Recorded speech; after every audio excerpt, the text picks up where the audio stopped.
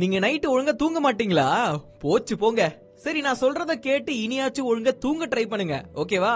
இந்த வீடியோல தூக்கத்தை பத்தி 10 இன்ட்ரெஸ்டிங்கான விஷயங்கள் சொல்ல போறேன். ஃபர்ஸ்ட், எல்லாரும் சொல்ற மாதிரி தாங்க, ஒரு நாளைக்கு சராசரியா 8 மணி நேரமாச்சு தூங்கி இருக்கணும். அப்பதான் நம்ம உடல் ஒழுங்கா இயங்கும். அது மட்டும் இல்லாம தூங்குறதுக்கு குறைஞ்சபட்சம் 1.5 மணி நேரத்துக்கு முன்னாடி நீங்க சாப்பிட்டு இருக்கணும். அப்பதான் உங்களால நிம்மதியா தூங்க முடியும். நாம இரவு நல்ல நிம்மதியா தூங்குறதுனால நம்மளுடைய நோய் எதிர்ப்பு சக்தி அதிகரிக்கவும் செய்யுது, நம்ம மனச அமைதியாக்கவும் செய்யுது. சோ டீப் ஸ்லீப் அவசியம் பிகிலே. நாம நல்லா நிம்மதியா தூங்கிட்டு இருக்கும்போது சடனா உடல் அதிர்ந்து போகும், நம்ம தூக்கமும் கெட்டு போகும். இது யங்ஸ்டர்ஸ் மத்தியில காமனா இருக்கக்கூடிய விஷயம் தான். வயசாக வயசாக இந்த ஒரு விஷயம் கண்டிப்பா குறையும். சோ இந்த ஜர்க்னஸ் பத்தி நீங்க கவலைப்படாம ஒரு கிளாஸ் தண்ணி குடிச்சிட்டு நிம்மதியா தூங்குங்க. ஒரு சிலர் தூங்குறதுக்கு முன்னாடி காஃபி குடிச்சிட்டு தான் தூங்க போவாங்க. அது அவங்களுடைய ரெகுலர் பழக்கமாவே வச்சிருப்பாங்க. அப்படி நீங்க ஃபாலோ பண்ணிட்டு இருக்கீங்கன்னா உடனே ஸ்டாப் பண்ணணும். ஏன்னா காஃபில கெஃபைன் அப்படின்ற ஒரு விஷயம் இருக்குன்றது நம்ம எல்லாருக்குமே தெரியும். இது நம்மள தூங்குறதுல இருந்து தடுக்கும். சோ நீங்க தூங்குறதுக்கு ஒரு 5ல இருந்து 6 மணி நேரத்துக்கு முன்னாடி காஃபி குடிச்சீங்க அப்படின்னா பெட்டரான ஒரு விஷயமா இருக்குங்க. மிதமான சுடுதண்ணில நாம குளிச்சிட்டு படுத்தோம் அப்படின்னா நமக்கு சொர்க்கம் போல தூக்கம் வரும். பிளஸ் உடம்போட டயர்ட்னஸ் எல்லாமே குறையுங்க.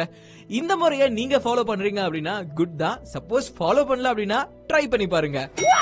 நிம்மதியான தூக்கம் கிடைக்க அந்த நாள்ல நாம ஏதாச்சும் பிசிக்கல் ஆக்டிவிட்டி பண்ணிருக்கணும். சப்போஸ் உங்களுக்கு ஆக்டிவிட்டி பண்ண டைம் கிடைக்கல அப்படின்னா நீங்க ஒர்க் பண்ற ஒர்க் பிளேஸ்லயே குறைஞ்சது 1 மணி நேரத்துக்கு ஒரு 5 நிமிஷமோ இல்ல 10 நிமிஷமோ நீங்க நடக்கவும் செய்யலாம். அப்படி பண்ணாலும் நீங்க தூங்கும் போது நிம்மதியான தூக்கம் உங்களுக்கு கன்ஃபார்மா வரும். நமக்கு நல்ல தூக்கம் வேணும் அப்படின்னா இருள் தேவை. சோ லைட்ஸ் எல்லாம் ஆஃப் பண்ணிட்டு வெளிச்சம் இல்லாத இடத்துல தூங்க ட்ரை பண்ணுங்க. இருட்டுனா பயம் அப்படின்றவங்களுக்கு கண்டிப்பா ஒரு சில லைட்ஸை நம்ம பரிந்துரை பண்ணலாம். உதாரணத்துக்கு சிகப்பு கலர் லைட்ல நீங்க தூங்கலாம். அதாவது சிகப்பு கலர்ல லைட் ஸ்ட்ரிப்ஸோ இல்ல 0 வாட்ஸ்ல சிகப்பு கலர் லைட்டை எரிய விட்டு நீங்க தூங்கவும் செய்யலாம். சோ சிகப்பு கலர் நமக்கு ஒரு வார்மான ஃபீல் கொடுக்கறதுனால நமக்கு தூக்கமும் நல்லா வரும். சோ அதையும் நீங்க ட்ரை பண்ணி பாருங்க. தூங்கும் போது இறுக்கமான ஆடைகள் அணிந்து தூங்குறத தவிர்க்கணுங்க. அது ஏன் அப்படின்னா நாம கம்ஃபர்டபுளா தூங்கினாதான் நமக்கு கம்ஃபர்டபுளான ஸ்லீப் கிடைக்கும். எப்பயுமே நீங்க தூங்க போறதுக்கு முன்னாடி ட்ரெஸ் சேஞ்ச் பண்ணிட்டு நல்ல கம்ஃபர்டபுளான ட்ரெஸ் போட்டுட்டு தூங்குறது ஒரு சிறப்பான விஷயமா இருக்கும். அப்பதாங்க உங்களுக்கு நிம்மதியா தூக்கமும் வரும். நாம பயன்படுத்துற தலையணை சரியா இருக்கான்னு பாத்துக்கிறது முக்கியமான விஷயங்க. ஏன் அப்படின்னா நிம்மதியான தூக்கம் நமக்கு வேணும் அப்படின்னா தலையணை சிறப்பா இருக்கணும்.